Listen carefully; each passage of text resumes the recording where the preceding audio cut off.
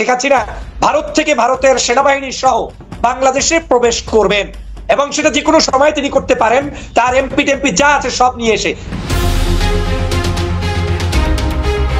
এদিকে এবার ভারতীয় সেনাবাহিনী নিয়ে শেখ হাসিনা বাংলাদেশ আসছে। ভয়ঙ্কর শক্তিশালী হয়ে সমন্বয়ক উপদেষ্টা ডক্টর ইউনূসের মোকাবেলা করবে। সাধারণ মানুষ ও শিক্ষার্থীরা আতঙ্কে আছে দেশে আবারও ভয়াবহ তাণ্ডব শুরু হওয়াতে। কি হবে এখন বাংলাদেশে? ক্ষমতার চেয়ার নিয়ে আবারও টানাটানি হচ্ছে। যেই ঘটনা আজকে ঘটেছে একটা কিয়ামতের মতন পরিস্থিতি তৈরি করে ফেলেছে। আর এই ঘটনার প্রেক্ষাপটে পাল্টাপাল্টি যে ঘটনাগুলো ঘটবে, আপনি নিশ্চিত থাকেন ডোনাল্ড ট্রাম্প এই কিয়ামতকে একটা মহা কিয়ামতে পরিণত করবে। বড় ধরনের যুদ্ধ বাঁধতে যাচ্ছে। এই যে বর্তমান যে পরিস্থিতি বাংলাদেশের, সেনাপ্রধানের সঙ্গে হাসিনার যে সম্পর্ক, কোথাও গিয়ে কি সম্ভব হবে দেশে ফেরা? সম্ভাবনা মাঝে মাঝে উকি দিচ্ছে। যেমন সেনাপ্রধানের ভূমিকা সেই ষড়যন্ত্রের সময় যেটা ছিল। আরো একটি বিস্ফোরক প্রতিবেদন, যেখানে জানানো হচ্ছে আবারও প্রধানমন্ত্রী হয়েই বাংলাদেশে আসছেন শেখ হাসিনা। আওয়ামী লীগ সভাপতি শেখ হাসিনা দেশে ফিরছেন প্রধানমন্ত্রী হিসেবেই। এই প্রধান উপদেষ্টার দায়িত্ব হবে বাংলাদেশের 18 কোটি মানুষকে আপনি আইন শৃঙ্খলাকে ঠিক রেখে সুখে থাকার ব্যবস্থা করতে হবে। আমরা জানি ভদ্রলোকের এক কথা, তবে আমাদের প্রধান উপদেষ্টা ডক্টর মোহাম্মদ ইউনূসকে আপনি যেই বদনামই দেন না কেন, উনি এক কথার মানুষ, সে বদনাম দেওয়া ওনাকে অসম্ভব। পয়সা ওই যে কারণ বাজারে তুরমুজ আলার মতো যায়, তুরমুজ বেচো যাও, ঠিক আছে? যথেষ্ট হয়েছে তোমাদের খেলা, শেষ, অলমোস্ট শেষ। এখন থেকে খেলা হবে যারা নাকি স্বাধীনতায় বিশ্বাস করে। বাংলাদেশে শুধু খেলবে আওয়ামী লীগ আর বিএনপি, আদার্স কোনো দল পাত্তা থাকবে না। যে শেখ হাসিনাকে দেশ থেকে আপনারা হেলিকপ্টার দিয়েছেন দেশ থেকে পালাতে, এবার আপনারা এবার নিয়ে আসতেছেন, এটা কেমন কথা? দেশে ফিরাইলেন এইভাবে শেখ হাসিনাকে, আর আপনারা বলছেন যে শেখ হাসিনা দেশে ফিরতে পারবে না, অথচ আপনারাই ফিরেছেন। জীবন ধরে আমার কথাগুলো শোনার পর আওয়ামী লীগ যারা রয়েছেন তাদের অবশ্যই সুসংবাদ হতেছে, এবং আজকের টকশোটি দেখার পর বুঝতে পারবেন যে শেখ হাসিনা কিভাবে আসতে চলেছে বাংলাদেশের মধ্যে। হ্যাঁ, আবার সঠিক শুনছে, এবং সেটা আবার ভারতীয় প্রোটোকলকে নিয়েই এই দেশে ফিরবেন। কেউ কিছু করতে পারবে না, জাস্ট তাকায় থাকতে হবে আপনাদের। কেননা আপনাদের ছোট দেশ, আর বাইরের দেশ ভারত কিন্তু অনেক বড়, এটা আপনারা জানেন। তাদের সেনাবাহিনীরও অনেক প্রোটোকল আছে, অনেক তাদের যুদ্ধ বিমান রয়েছে, আপনারা এটা পারবেন না। দর্শক, আজকের ভিডিও খুবই গুরুত্বপূর্ণ, নাটকের সম্পূর্ণ ভিডিও আপনাদেরকে দেখতে হবে, তাহলে আপনারা এই প্রতিবেদন দেখলে সকল কিছু বুঝে যাবেন। চলুন, আমরা সরাসরি কথা বাড়াবো না, মূল্যবান সব আপনাদের নষ্ট করতে চাই না। চ্যানেল যদি নতুন হতে তো অবশ্যই সাবস্ক্রাইব করুন। চলুন ভিডিওটি দেখা। পরেও হত্যাযজ্ঞের পরেও, মানুষ মারার পরেও আপনি কি শেখ হাসিনাকে বাংলাদেশে ফেরত চান নাকি চান না? কে তাকে হেলিকপ্টার দিয়েছে? কে দিয়েছিল সেই হেলিকপ্টার? তার বিচার কেন করেন না? খুনের কথা বলেন, কে আপনারা খুন করেন নাই বাংলাদেশে? কোন রাজনৈতিক দলের নেতা খুন করেন নাই? 71 থেকে নিয়ে আজ পর্যন্ত কারা আপনারা মানুষকে খুন করেন নাই? এরকম খুন করেন নাই, এরকম খুন কেউ করে নাই, হাসিনার মতো খুন কেউ করে নাই।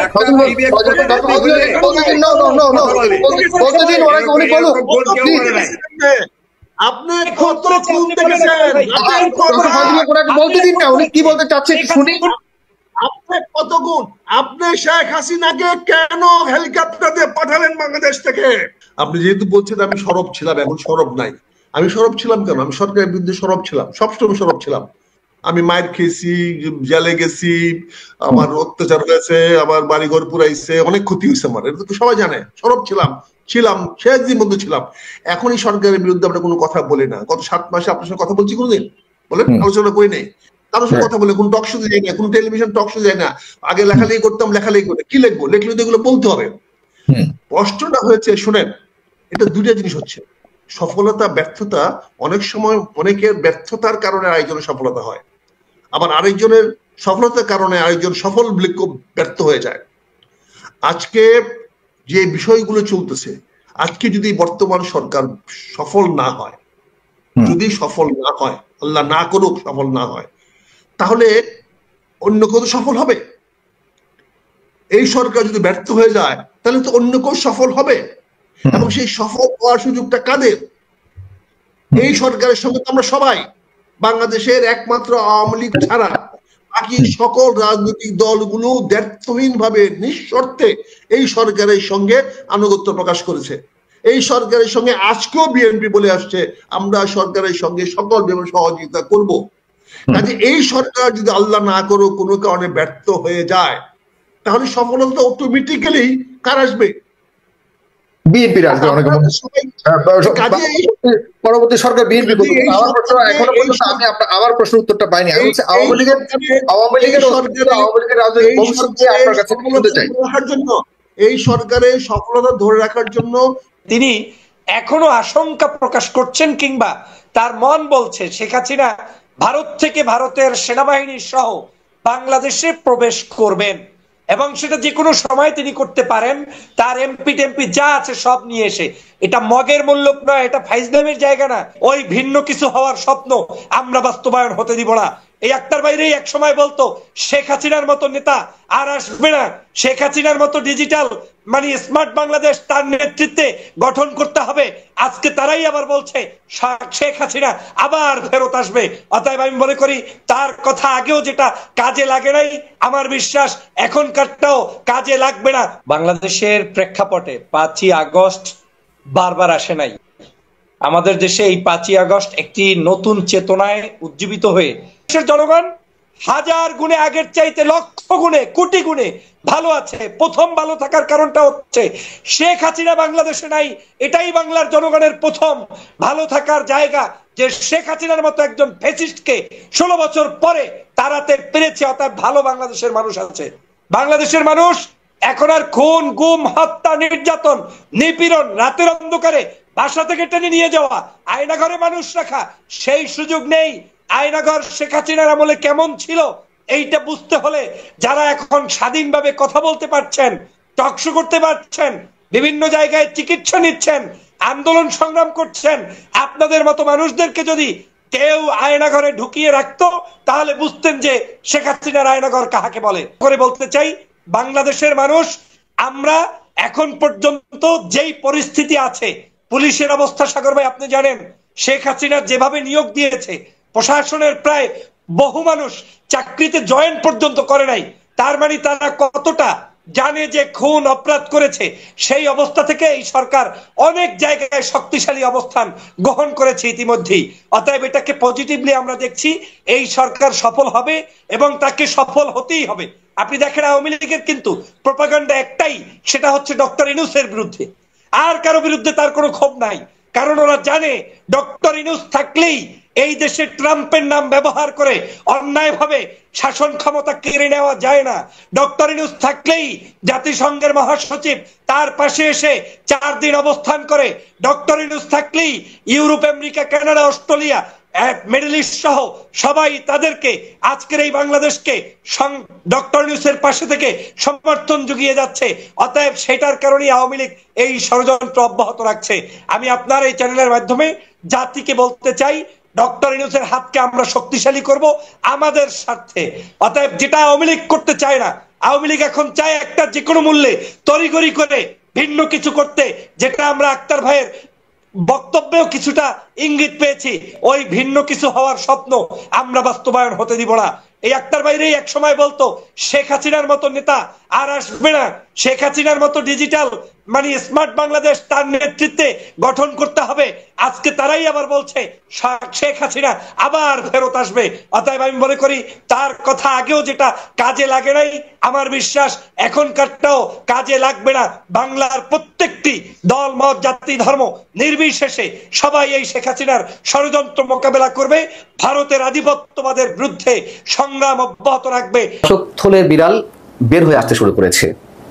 জাতিসংঘের মহাসচিব অ্যান্তোনিও গুতেরেস কেন, কি উদ্দেশ্যে, কোন এজেন্ডা নিয়ে মহা ধুমধামের সঙ্গে বাংলাদেশের 4 দিন সফর শেষে ফিরে গেলেন? কিছু কিছু বিষয় একেবারে সুনির্দিষ্টভাবে আপনাদের সামনে তুলে ধরলে খুব খোলাসা হবে যে কি উদ্দেশ্য নিয়ে তিনি এসেছিলেন, কারা তাকে নিয়ে এসেছিলেন। বিভিন্ন রাজনৈতিক দলের সঙ্গে জাতিসংঘের লোকাল অফিস রাউন্ড টেবিল বৈঠকের আয়োজন করলেও কারা সেখানে কন্ডাক্ট করেছিল, সঞ্চালনা করেছিল। বৈঠকের পরে কেন লিমিটেড সংখ্যক সাংবাদিককে প্রেস কনফারেন্সে উপস্থিত থাকতে দেওয়া হলো? যারা উপস্থিত ছিলেন তাদের মধ্যে কেন নির্দিষ্ট সংখ্যক সাংবাদিককে প্রশ্ন করতে দেওয়া হলো? কেন রাজনৈতিক দলগুলোর প্রধানদের আমন্ত্রণ জানিয়েও তাদেরকে কথা বলতে দেওয়া হলো না? কি তার সামনে, অর্থাৎ জাতিসংঘের মহাসচিবের সামনে কোন বিষয়টি সবচেয়ে গুরুত্বের সঙ্গে তুলে ধরার চেষ্টা করা হয়েছে সরকারের পক্ষ থেকে? আসুন ছোট ছোট করে কয়েকটি প্রশ্ন উত্তর আমরা মিলাই। প্রথম কথা হচ্ছে, শনিবার দুপুর 1:30, একেবারে নির্দিষ্ট হয়ে বলছি, দুপুর 1:30 থেকে 3টা পর্যন্ত জাতিসংঘের লোকাল অফিসের মাধ্যমে রাজনৈতিক দলের প্রধানদেরকে আমন্ত্রণ জানানো হয়েছিল রাউন্ড টেবিল বৈঠকে উপস্থিত থাকার জন্য। প্রথম কথা হচ্ছে, জাতিসংঘের আয়োজিত গোল টেবিল বৈঠকে যিনি সঞ্চালনা করলেন, কন্ডাক্ট করলেন মিটিংটি, তিনি কে? সরকারের আইন উপদেষ্টা ডক্টর আসিফ নজরুল। তিনি কেন কন্ডাক্ট করবেন? এটা তো জাতিসংঘের প্রোগ্রাম, সরকারের তো নয়। এবং দুপুর 1:30টায় মিটিং শুরু হওয়ার কথা থাকলেও হঠাৎ করে কোনো একটার দিকে বা 12:30টার দিকে ফোন যেতে লাগলো বিভিন্ন রাজনৈতিক দলের প্রধানের কাছে যে আপনারা আসছেন না কেন? তারা বললেন যে আমরা তো আসবো, দুপুর 1:30টায় মিটিং শুরু, রাউন্ড টেবিল। তাড়াহুড়া করা হলো যে না না এখনই চলে আসুন। তারা যে যেমন পারে চলে গেছেন এবং সেখানে যাওয়ার পরে বিএনপির মহাসচিব, বিএনপির প্রতিনিধি হয়ে যাওয়া মির্জা ফখরুল ইসলাম আলমগীরকে 3 মিনিটের মতো বক্তব্য দিতে দেওয়া হলো। মাহমুদুর রহমান মান্না, বর্ষিয়ান রাজনীতিবিদ, নাগরিক ঐক্যের সভাপতি, তাকে বক্তব্য দিতে দেওয়ার সময় বলে দেওয়া হলো 2 মিনিট আপনার জন্য নির্ধারিত সময়। কত বড় অপমান করা হচ্ছে একজনকে। আর রুইন হোসেন প্রিন্সের মতো মানুষজনদেরকে, যারা বাংলাদেশের কমিউনিস্ট পার্টির সাধারণ সম্পাদকের পদবি হোল্ড করেন, তাদেরকে বক্তব্য দিতে দেওয়া হলো না। এরকম আরো অনেককে বক্তব্য দিতে দেওয়া হয়নি। কেন? অজুহাত হচ্ছে তারা দেরি করে গেছেন। তারা তো দুপুর 1:30টার মিটিং হিসেবে রওনা দেওয়ার কথা ছিল, তারপরেও তারা ঘড়ি করে গেছেন ফোন পাওয়ার পরে। তারপরেও মানলাম যে মিটিং এ দেরি করে গেছেন, তাদেরকে বক্তব্য দিতে দেওয়া হয়নি। কিন্তু যারা আরো পরে গেছেন,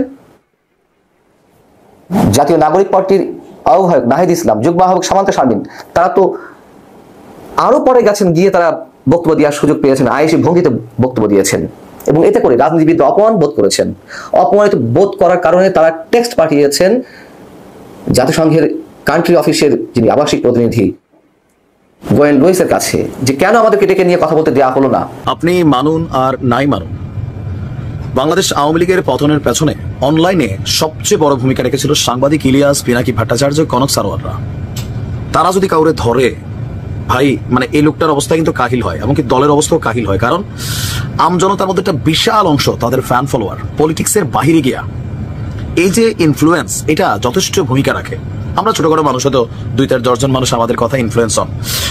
এখন অবশেষে ছাত্রদের যে রাজনৈতিক দলটা যথেষ্ট বিতর্কিত। কিন্তু আপনি দেখেন এদের বিভিন্ন অ্যাক্টিভিটিজে রাজনৈতিক দলগুলো তাদের স্বার্থে যেমন তাদের মানে সমালোচনা করছে, মানে আমরা যারা আছি আমরাও কিন্তু বিভিন্ন অ্যাক্টিভিটিজে আশা আকাঙ্ক্ষা যে প্রতিফলন, এগুলোর বাহিরে যখন আমরা দেখি যে ইন্টেনশনে ক্ষমতায় থাকা উইদাউট নির্বাচন, দেন তো ঝামেলাটা পাকায়, তাই না? তো শুধুমাত্র কি আমি এরকম ভাবছি, জুলাই আগস্টের পরে এই ছাত্রদের পক্ষে শক্ত অবস্থানে ছিল সাংবাদিক ইলিয়াস। একটা ব্ল্যাঙ্ক চেকের মধ্যে এদেরকে সমর্থন দিয়ে গেছে। কিন্তু জাতীয় নাগরিক পার্টি গঠনের পর থেকে, যেদিন গঠন হয়েছে সেদিন আবু সাইদের পরিবার যখন দাওয়াত পায়নি, সাংবাদিক ইলিয়াস একটি স্ট্যাটাস দিয়েছিলাম। এই দলটির খুবই প্রধান একজন গুরুত্বপূর্ণ ব্যক্তি কান্দুইনা মাসুদ ওরফে হান্নান মাসুদ, তার এবং এই সমন্বয়কদের মধ্যে, উপদেষ্টা ছাত্রদের মধ্যে কারুর বাবার কোনো বড় বড় কোম্পানি থেকে এই দলের জন্য ডোনেশন কালেক্টের ইস্যু নিয়েও কিন্তু ইলিয়াস স্ট্যাটাস দিয়েছিল। আজকে তিনি বাকি ফাইনাল গেমটা বাজায় দিচ্ছেন।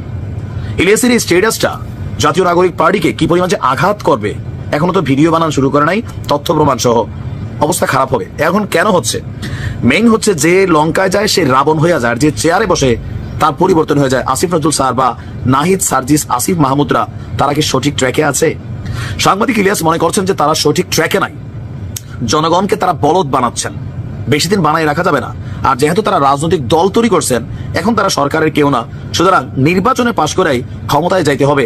এখন আর চাইলে কারো ল্যাঞ্জা ধইরা সংসদে ঢুকা যাবে না। আসেন ইলিয়াস ভাই কেন ক্যাপলো। সাংবাদিক ইলিয়াস লিখছেন, ওনারা মানে ডক্টর আসিফ নজরুল একটা ভিডিও নিয়ে গতকালকে আমিও দিয়েছিলাম ভিডিওটা, ওনার একটা বক্তব্য ছিল, বাবা তোমরা আরো অন্তত 5-10 বছর আমাদের নেতা থাকো, থাকলে কি সুবিধা হবে, দেশ অনেক আগায় যাক না যাক, ওনাদের অনেক স্বাস্থ্যের পরিবর্তন হয়েছে, চেহারায় উজ্জ্বলতা আসছে, আরো অনেক কিছু হয়তো হবে। দর্শক, যদি বাংলাদেশের মধ্যে শেখ হাসিনা প্রত্যাবর্তন করে তাহলে বাংলাদেশের অবস্থান কি হবে? এবং ডক্টর ইউনূস সে ব্যর্থ বলছেন অনেকেই। আসলে কি তিনি ব্যর্থ? তিনি যেভাবে কাজ করতেছেন, বাংলাদেশের যেভাবে উন্নয়ন করার চেষ্টা করতেছেন, কিন্তু তারপর কিছু লোক তার পিছনে এরকম গুজব ছড়িয়ে যাচ্ছে। বিশেষ করে আপনারা দেখুন, জাতিসংঘের একজন মহাসচিব হিসাবে, তাকে সচিব হিসেবে নিযুক্ত করতেছেন আন্তোনিও গুতেরেস। তাহলে তারা যদি এরকমটা করতে চাচ্ছেন আমেরিকার মধ্যে আর জাতিসংঘের মধ্যে, এরকমটি জায়গায়, এত সম্মানিত জায়গায়, অথচ আমরা তাকে কোনোভাবেই মূল্যায়ন করতে চাই না। দর্শক, বাংলাদেশের মধ্যে আপনারা কতদিন চান যে ডক্টর ইউনূস বাংলাদেশের একটা ক্ষমতায় থাকুক, এবং কতদিন থাকলে বাংলাদেশের একটা সুষ্ঠু পরিবেশ গঠিত হবে হবে বলে মনে হয়, এটা আমাদের কর্মসূচি। আজকে ভিডিও পর্যন্তই। আল্লাহ হাফেজ।